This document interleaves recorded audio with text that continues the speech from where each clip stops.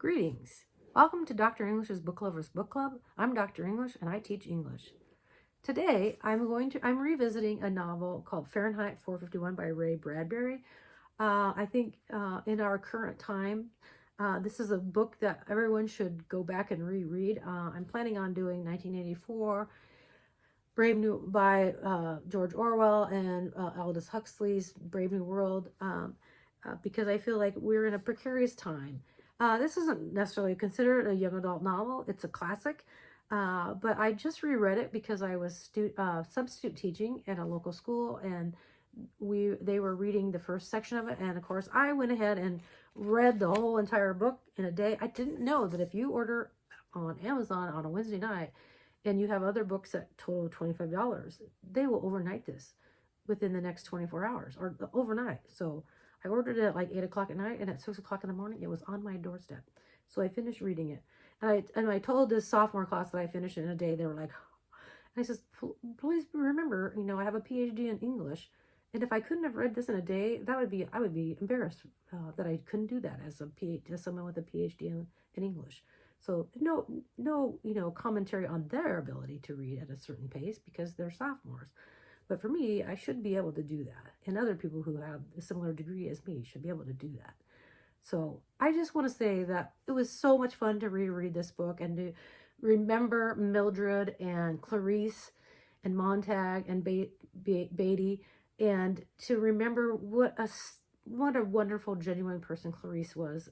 It's so young and innocent and so full of life and depth. And so that was so good to be reminded of, that there are people still who care about the natural world, that care about the world around them, that they're not just watching, screens all the time. And so I think that some of the students really understood that some of the things, like Mildred was obsessed with all the people. I feel like it was like he was foreseeing ahead, like something like, not YouTube, Skype or, Teams or Zoom meetings where you are on a screen, but these are like big screens. And she kept saying it's only $2,000, but we did a translation of what was $2,000 in 1951, and now it's like $25,000. So in our 2025 times, they would have spent like $100,000 on 4 screens. And he was a fireman. Even though they had status, they weren't wealthy. They weren't part of the elite who were running the show. So that part was kind of fun for me to to make that translation of the cost of that. So it was very expensive, and Montag did all of this.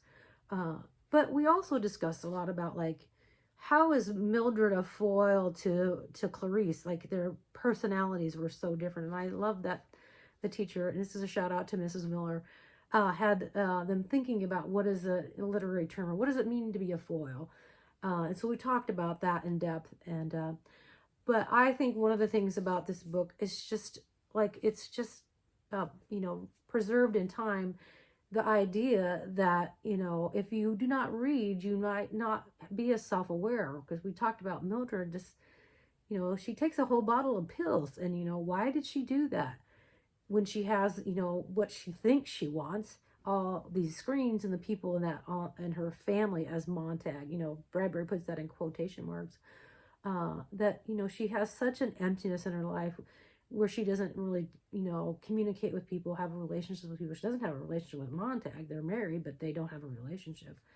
And I think that Montag had more of a relationship in a few days with Clarice than he ever did with his wife. But she is not concerned. She doesn't go to school. She quit school because she talks about how it's just like a funnel. They just put facts in you and you take a test and that's it. You don't really have a discussion. They don't ask questions because it's a totalitarian government. You just get fed what they want you to know, and that's it. You don't get any other information. You're not encouraged to ask questions. You're not encouraged to think. So Clarice stands out as, someone who really enjoys thinking and is self-aware. And these are some of the themes that, this is about controlling people and fear, that everyone is afraid of the firemen, that used to be, and they talk about these were times in the past where firemen put out fires. They didn't start fires. And so, and for those of you who don't know, Fahrenheit 451 is the temperature at which books burn.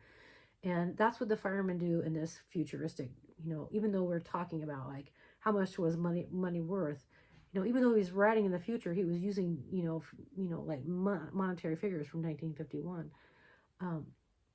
And it's funny to think that, in this futuristic book, he thought $2,000 was a lot of money in the future, which it's not.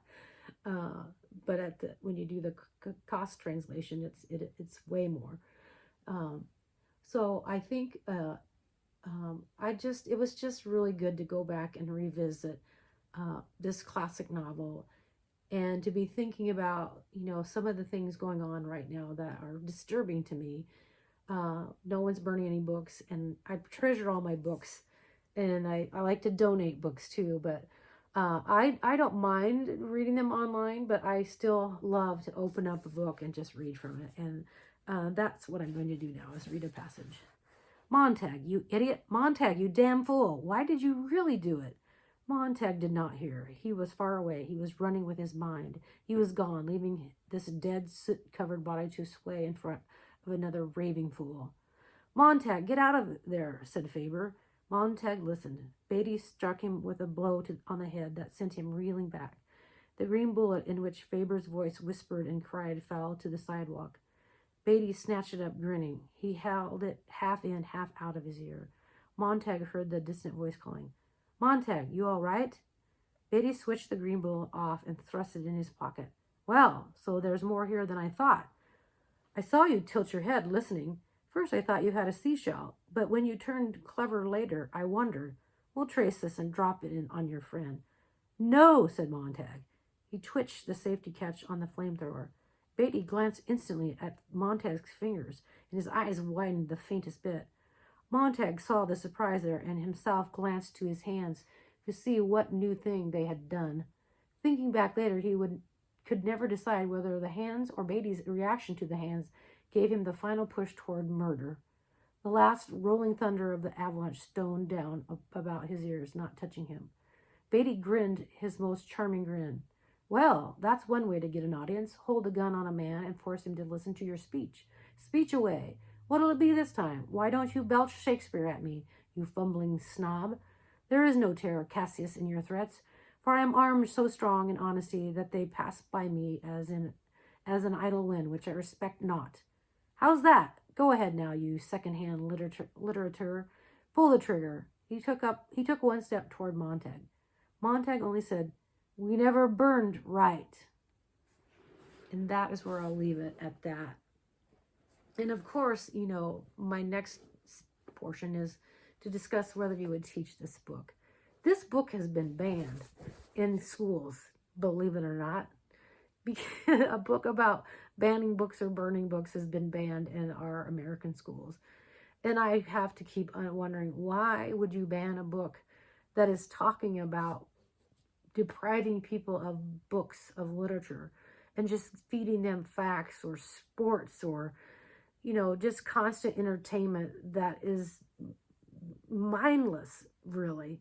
It doesn't require you to think. And I think about how when Bradbury wrote this, the television had just come on to the scene, because I have family members who were born at that time, and that, television, was all-encompassing. People just wanted to watch it constantly.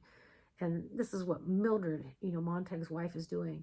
And so this is before the advent of computers, advent of, a personal device, of, a phone or an iPad, where you could constantly be on screens every single moment of the day.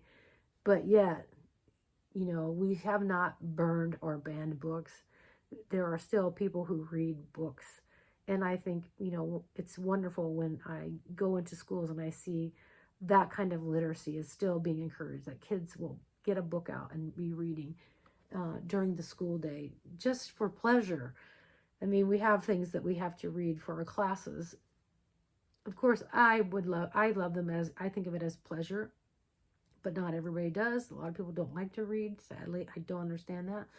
But I have seen a lot of students reading other kinds of books, young adult books, children's books, for pleasure. And I think this is a book to read for pleasure, but it's also a book to read to be reminded of what we must do as citizens of a democracy to ensure that we continually have an opportunity to read books and gain knowledge from the past and the present for the future. So definitely recommend reading this book. Thank you for joining me. I'll see you next time. Bye.